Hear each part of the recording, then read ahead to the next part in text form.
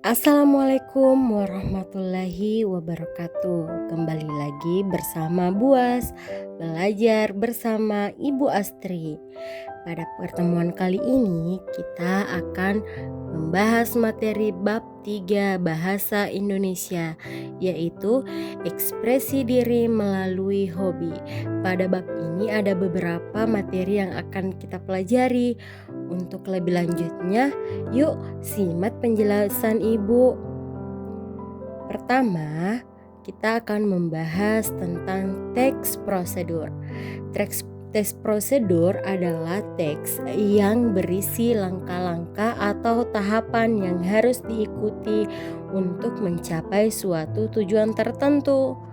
Tujuan dari teks prosedur adalah memberikan petunjuk atau panduan yang jelas dan sistematis agar pembaca dapat melakukan suatu aktivitas atau suatu tugas dengan benar dan efisien. Struktur teks prosedur. Ada beberapa struktur di dalam teks prosedur yang perlu kita perhatikan. Di antaranya yaitu tujuan, bahan dan alat, langkah-langkah, dan penutup. Tujuan di sini bagian menjelaskan apa yang akan dicapai setelah mengikuti prosedur. Biasanya tujuan dituliskan secara singkat dan jelas di awal tes. Yang kedua, bahan dan alat.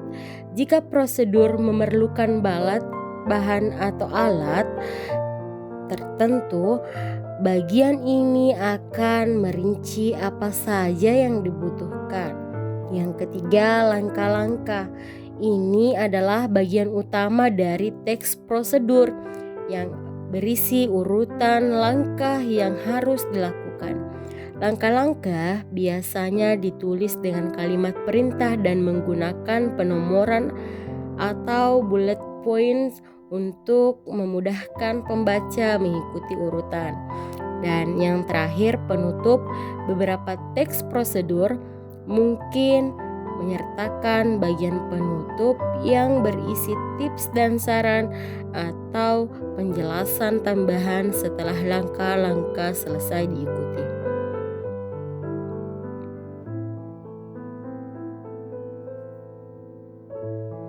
Ciri-ciri teks prosedur.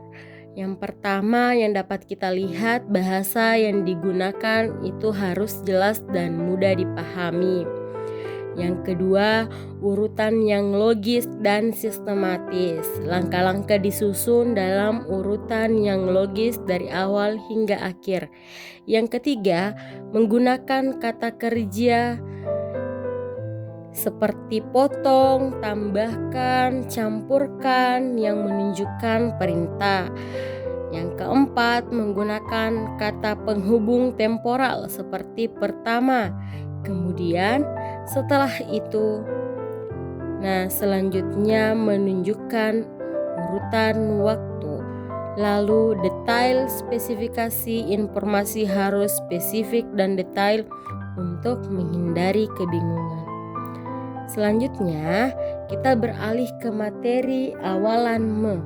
Awalan me adalah salah satu awalan yang paling umum digunakan dalam bahasa Indonesia untuk membentuk kata kerja. Awalan me ini bisa berubah bentuk menjadi mem, men, meng, meng, dan menge, tergantung pada huruf awal dari kata dasar yang digunakan. Nah, berikut adalah penjelasan lengkap mengenai penggunaan dan perubahan dari awalan me. Fungsi awalan me membentuk kata kerja aktif. Awalan me digunakan untuk membentuk kata kerja aktif yang menunjukkan bahwa subjek melakukan tindakan. Contoh, dari baca menjadi membaca. Subjek melakukan tindakan membaca. Yang kedua, menyatakan aktivitas atau proses.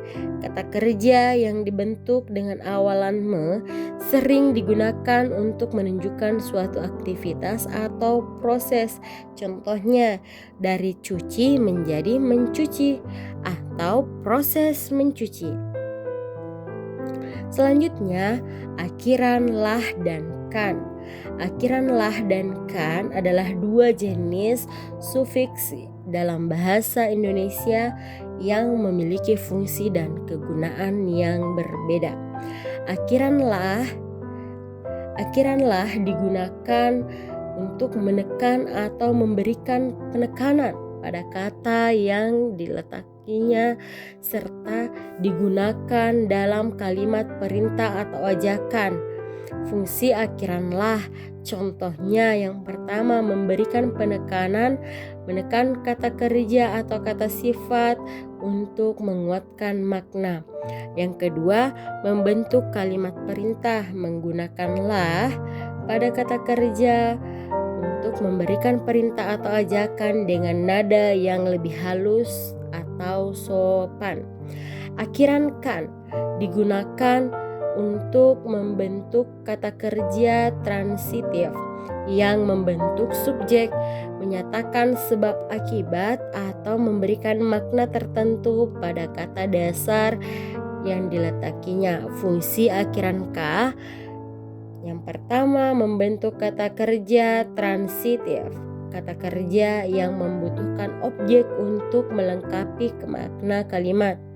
Yang kedua, menyatakan sebab akibat menunjukkan bahwa subjek menyebabkan suatu terjadi pada objek. Yang ketiga, memberikan makna tambahan, menambahkan makna tertentu pada kata dasar yang dapat mengubah arti atau fungsi kata.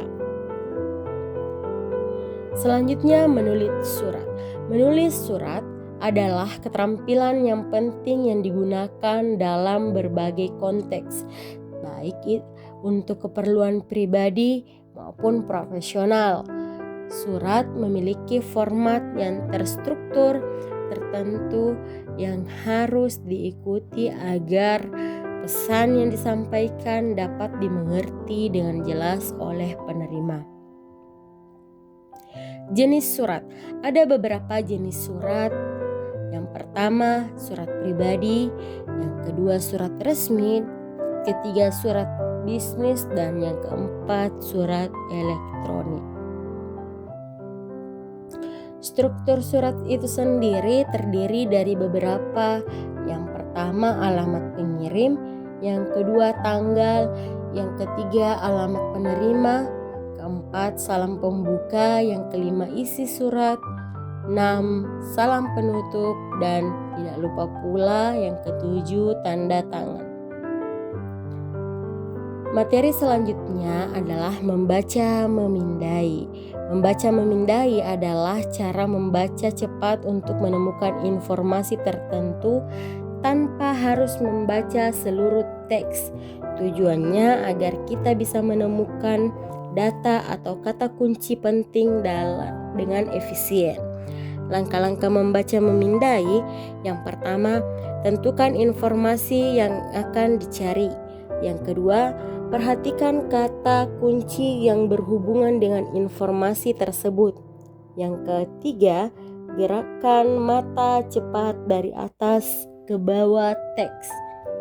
Yang keempat, berhenti bila menemukan kata kunci yang dicari. Dan yang kelima, catat hasil temuan dengan teliti.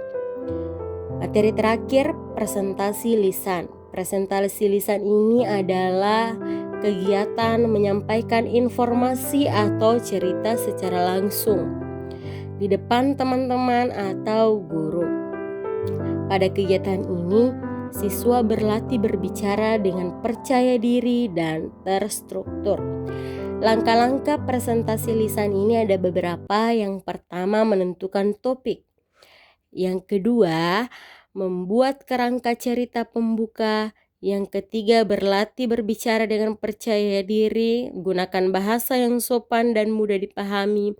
jaga kontak mata dengan pendengar, jangan membaca teks terus-menerus. Yang keempat, melakukan presentasi di depan kelas. Demikianlah ini materi bab ketiga pada pembelajaran Bahasa Indonesia kelas 5.